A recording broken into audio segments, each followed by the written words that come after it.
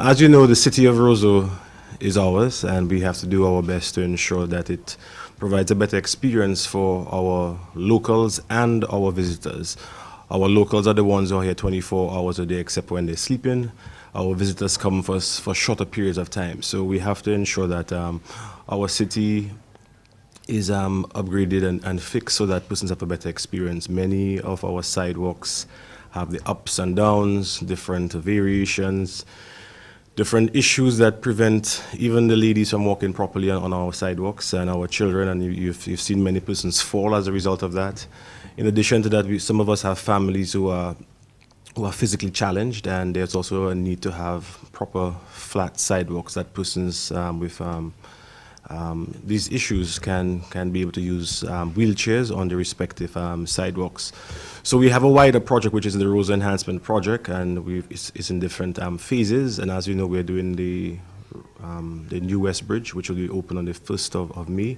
Subsequent to that, we're hoping that we will begin to be able to sign contracts to renovate the 3 main streets, which will be King George V Street, Independence Street, and Great George Street, to ensure that those fit in the model of the Roseau Enhancement Plan that you have seen over the years. However, this takes some time, it takes a lot of planning, and one of the challenges right now is ensuring that we get all the utility companies to agree on using one utility channel, so that, many times in the past you'd have fixed the road and then one company comes and digs it up, next thing another company comes and digs it up. So the intention is to ensure that we have one utility channel, preferably on the sidewalk, so that the roads are not going to be damaged on a regular basis. So we're working feverishly with the Ministry of Public Works, with all the various contractors, with all the various utility providers to ensure that is done. But in the meantime, there are other streets that have issues and challenges, and we have to begin to address those. So today we're here to sign a contract with Greenrose, the Demolition and Construction, who won the tender. Over 5 companies bidded for this particular project. It's a wider project because the entire street is going to cost in the region of about $600,000 to do. So this first section, which is called Phase 2, is going to cost $229,615. It's an area of 218 meters of sidewalk.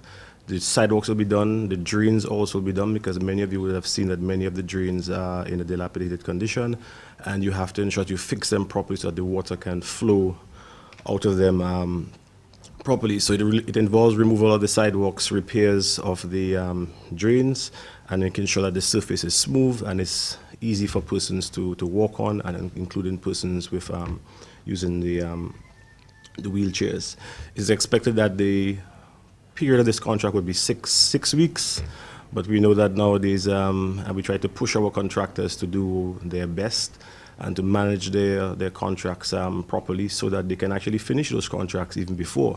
Because if you're able to manage your expenses and manage the work and have additional teams where you don't have to spend overtime, it means you can finish your jobs faster.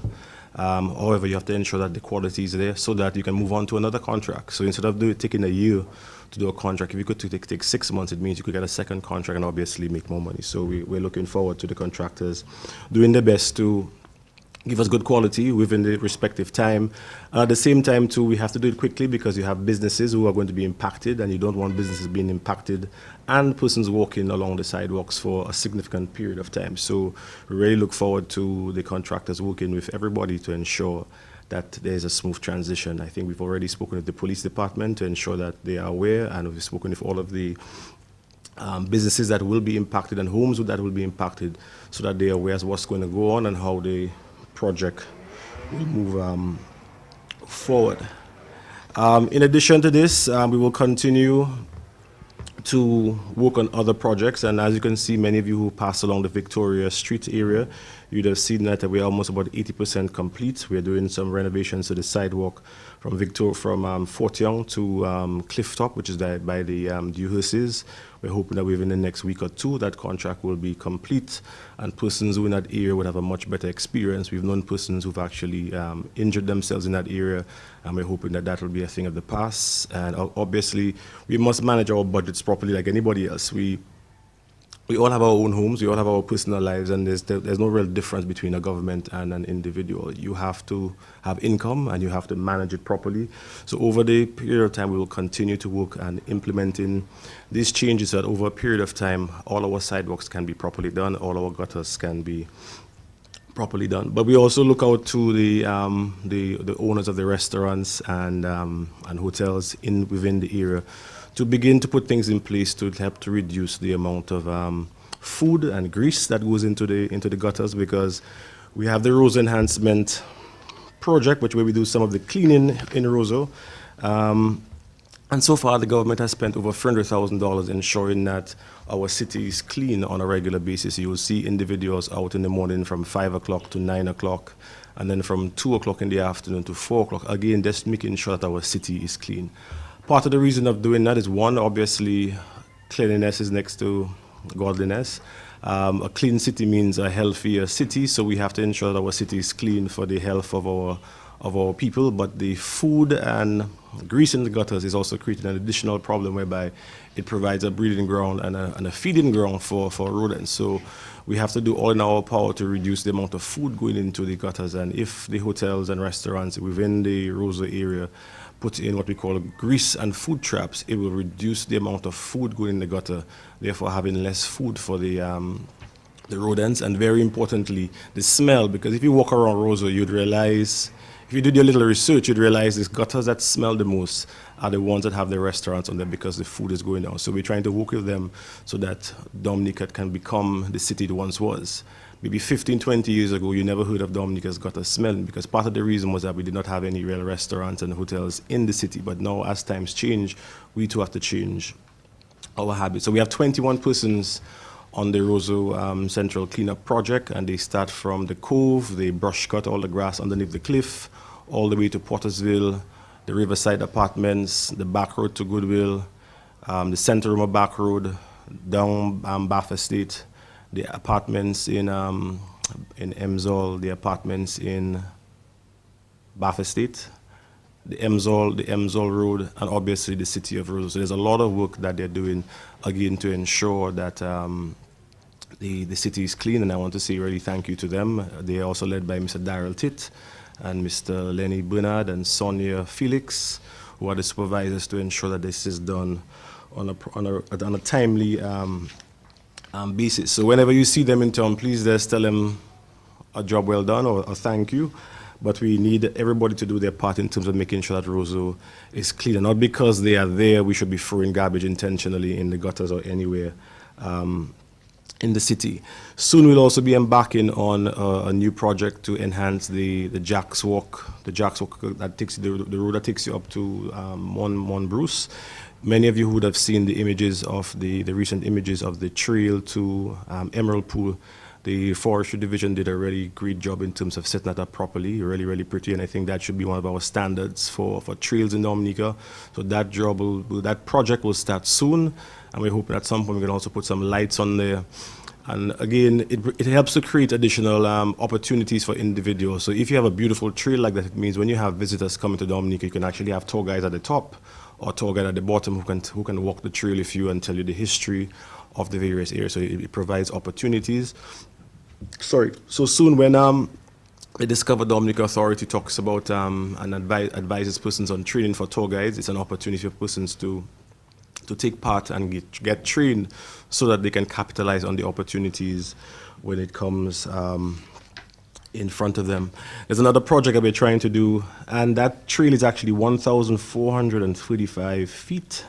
And it's going to cost the government of Dominica about $60,000 to do that, but it's actually more than that, but it's being done in collaboration with the Ministry of Forestry. So the Ministry of Tourism provides all the materials, and the Ministry of Forestry will be putting the labor because they have that expertise. So we want to thank them for partnering with us to, again, help make the experience, not only for the visitors, but also for our locals, because many of our locals like to exercise nowadays, you know, so it's an opportunity for a nice trail for you to walk on and to exercise on. In addition to that, we have John's Lane. That is the lane between Elie Dupini and cartwheels. It's a very cozy lane, and what we're trying to do is to make this a walking lane. So the intention is to upgrade that lane and ensure that the gutters are covered properly, the sidewalks are properly paved with a particular design, the road is properly done, and from the second phase, so the first street, then there's another one that goes between Pirates and the building for Mr. Roll. Those will have a nice concrete pavers. So it's going to be a beautiful street for persons just to want to walk on. And then the next one is the one between Rolls, right? And that's the cobblestone road. So we're actually going to redo the cobblestone and fix the roads. So that way it'll become a walking lane. That's not only for locals, but even for the visitors. And try and get all the buildings in that lane painted properly.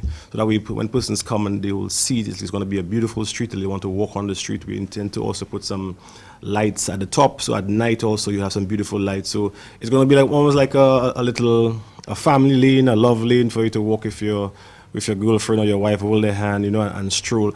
And what that will do, it'll also begin to create opportunities. So someone maybe want to put a little cafe, a little restaurant in the buildings along there, so that it begins to improve on the ambience of the city and also provide economic activity for persons who see the opportunity. So there are many opportunities there, especially for tourism. So we ask persons to do some research, and hopefully soon we will maybe have a little forum where we can invite persons and explain to them all of the different opportunities that we see from a Ministry of Tourism standpoint.